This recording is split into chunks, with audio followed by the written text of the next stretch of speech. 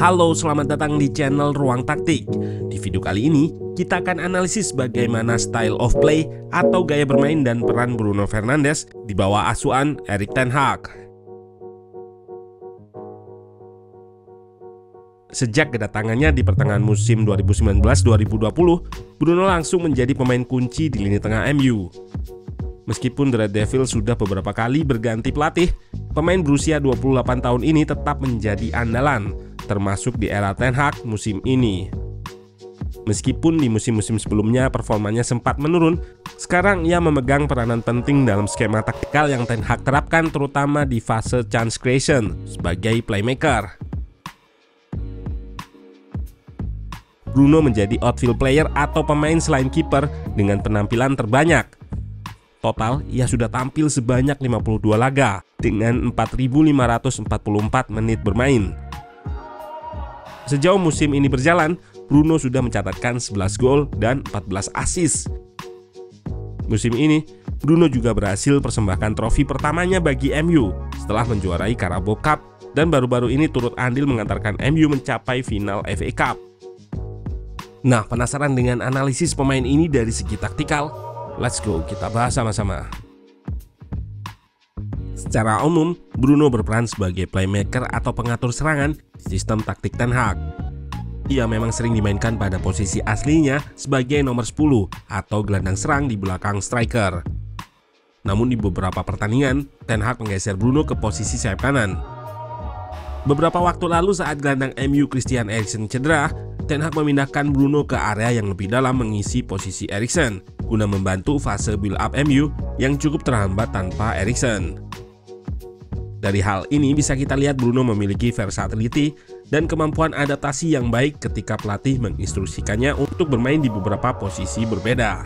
Sebagai playmaker murni di posisi attacking midfielder, wide playmaker di posisi winger kanan, dan deep playing playmaker saat dimainkan sebagai double pivot pada posisi gelandang bertahan. Sebagai seorang playmaker, tentu atribut terbaik Bruno ada pada aspek distribusi bolanya. Ia merupakan sosok kreatif di lini tengah MU. Dengan rata-rata per laga, ia melepaskan 4,36 umpan ke final third, 2,23 umpan ke kotak penalti, dan 2,89 umpan kunci. Bruno memiliki kemampuan passing yang sangat baik. Akurasi dan visinya jempolan. Ia bisa melakukan short pass ataupun long pass secara akurat. Short pass atau umpan pendek dilakukan untuk membongkar low block lawan dengan melakukan link up dengan pemain lainnya. Dan kemampuan long pass yang banyak digunakan di saat MU berada di fase counter attack atau serangan balik seperti yang ia lakukan saat melawan City. Di laga tersebut, Bruno sering melepaskan umpan direct ke depan, mengekspos ruang di pertahanan City. Dengan long pass yang akurat ini, counter attack MU bisa lebih cepat sampai ke pertahanan lawan di saat shape pertahanan lawan belum terbentuk.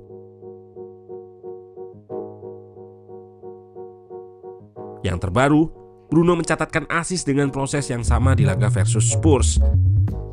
Pada situasi counter attack, ia melepaskan long pass kepada Rashford di depan.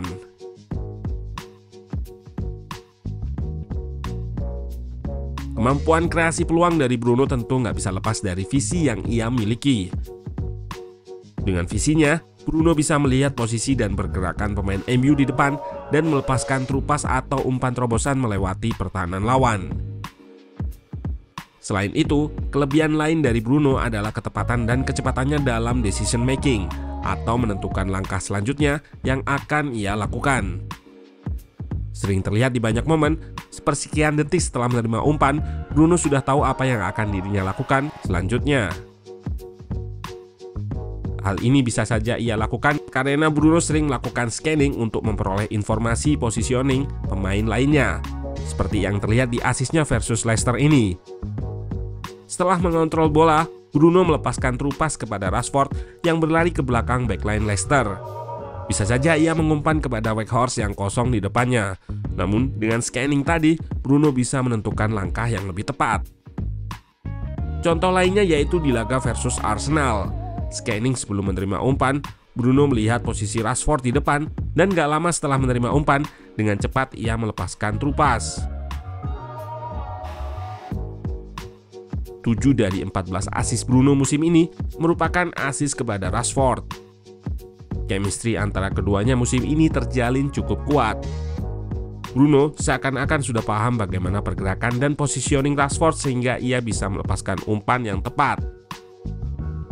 Keduanya juga terlihat sering bergerak saling tukar posisi atau mengisi ruang. Seperti di klip ini, terlihat Rashford bergerak naik menarik bek lawan, perlebar ruang bagi Bruno untuk menerima crossing. Selanjutnya di laga versus Spurs lalu, keduanya melakukan counter movement untuk manipulasi marking back Spurs.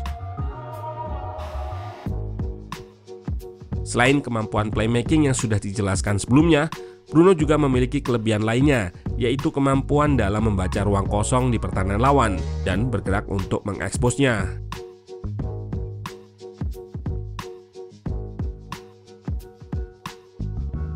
Kemampuan ini yang sering ia lakukan saat mencetak gol.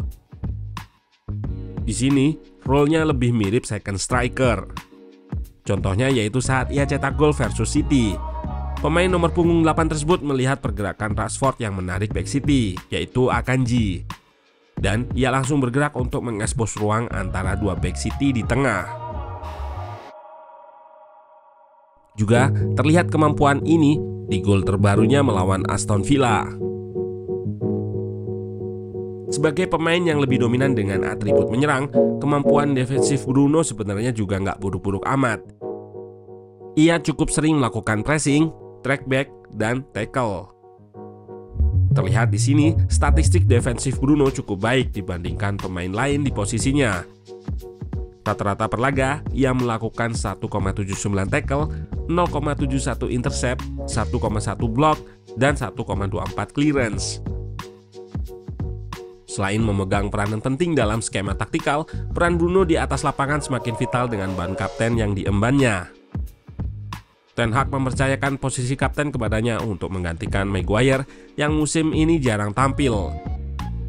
Ini bukan merupakan peran yang asing bagi Bruno, karena ia juga menjadi kapten di klub sebelumnya, Sporting Lisbon. Di atas lapangan, Bruno memiliki leadership yang terlihat cukup vokal.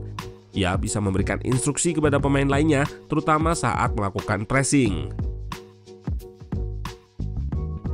Namun, kevokalan jugalah yang terkadang menjadi kekurangan Bruno. Terkadang, ia lepas kontrol dan melakukan protes yang berlebihan sehingga berujung kartu kuning. Terakhir, menarik untuk dilihat, mampukah Bruno mempersembahkan trofi keduanya musim ini bagi MU dengan menjuarai FA Cup dan menuntaskan misi terakhirnya di EPL musim ini dengan finish di zona UCL. Tentunya ini bukan kerja kerasnya sendiri. Gelandang lain seperti Casemiro dan Eriksen juga diperlukan untuk support performa Bruno.